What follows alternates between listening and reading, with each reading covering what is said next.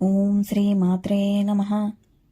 ఈరోజు మనం తెలుసుకుందాం, ఎవరూ లేని శూన్యంలో మొదలైన సృష్టి ప్రయాణం ఎలా జరిగింది, విష్ణువు ఎలా జన్మించారు, ఆయన నుంచి బ్రహ్మ ఎలా పుట్టాడు, శివుడు ఆవిర్భావం ఎప్పుడు జరిగింది, ఎందుకు జరిగింది, ఈ ప్రశ్నలకు జవాబు మనం ఇప్పుడు తెలుసుకుందాం. Hello happy world, welcome back to living channel. అందరికీ నమస్కారం అండి. ఈ రోజు మనం తెలుసుకోబోతున్నాం దేవి భాగవతంలోని episode 2. Come on, let's go. శూన్యం మరియు శక్తి స్వరూపం కోసం తెలుసుకుందాం. కాలమే లేకపోయినా ఆ స్థితి, ఎక్కడ ఆకాశము లేదు, భూమి లేదు, గాలి లేదు, కేవలం ఒక పరాశక్తి. ఆ శక్తి స్వయంగా తల్లి రూపంలో, ఆమె శ్వాస విశ్వాసానికి ప్రాణం. ఆమె కళ్లల్లోని కాంతి రాత్రిని పగలుగా మార్చగలదు. తల్లి మౌనంగా కన్నులు మూసింది. ఒక ఆలోచన, సృష్టి కావాలి. ఆ ఆలోచనే ఒక ప్రకాశ సముద్రంగా మారి విష్ణువుని పుట్టించింది. విష్ణువు కళ్ళు తెరిచిన క్షణం నుంచి కాలం కదలడం మొదలయ్యింది. సో కాలం విష్ణువుతో మొదలయ్యింది. విష్ణువు సృష్టి యోచనలో ఉండగా ఆయనకు అనేక రూపాలు తలంపుల్లో ప్రత్యక్షమయ్యాయి. వాటిలో ఒక దానిలో నుంచి కమల దళాలపై ప్రకాశించే వజ్రకాంతి వెలువడింది. అదే కాంతి కమలంగా మారి నాభి వద్ద కనిపించింది. ఆ కమలం బ్రహ్మని నివాసిగా, సృష్టి కేంద్రంగా మారింది. బ్రహ్మ పుట్టిన వెంటనే 4 తలలతో కనిపించాడు. ఇది 4 వేదాల సూచన. ఆయన 4 దిక్కులను సూచించినా తన మూలం కనిపించక అయోమయంలో పడ్డాడు. చివరికి ఆయన కమలకాండాన్ని క్రిందికి అన్వేషిస్తూ విష్ణువుని దర్శించాడు.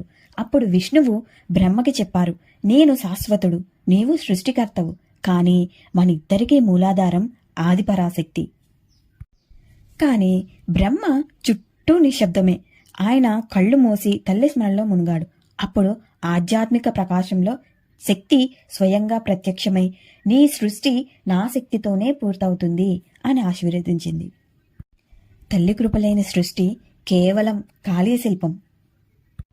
తల్లి శక్తి రూపం నుంచి ఒక మహోన్నత దివ్యజ్యోతి వెలువడింది. ఆ క్షణంలో శివుడు రుద్ర రూపంలో కనిపించి అనంత తేజస్సుతో ప్రకాశించారు. ఆయనకు తపస్సు, వినయం మరియు విద్వాంస శక్తులు అనుగ్రహించబడ్డాయి. ఆ జ్యోతి రూపమే మహాదేవుడు శివుడు.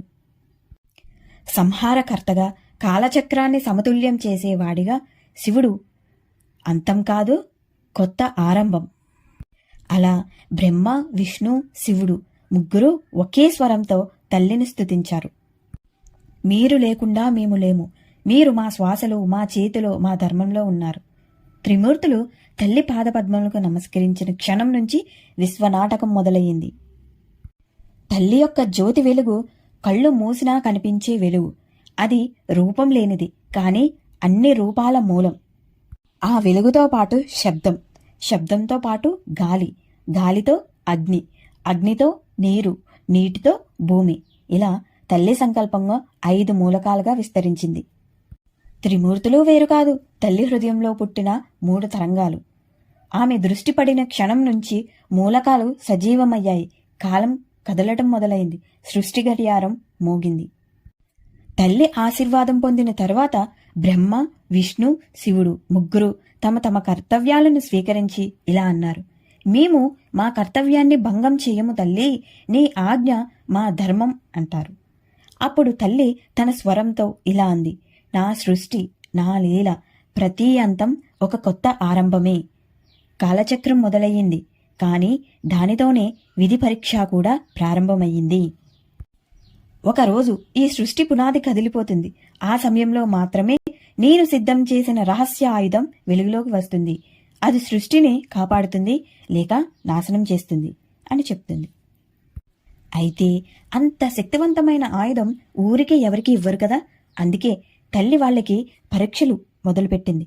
అయితే ఎవరి చేతిలో ఆ ఆయుధం పడుతుంది, దానికోసం ఎవరెవరు పోటీ పడ్డారు, నెక్స్ట్ ఎపిసోడ్లో చూద్దాం. Until then keep watching. Please like, share and subscribe to my channel. Thank you.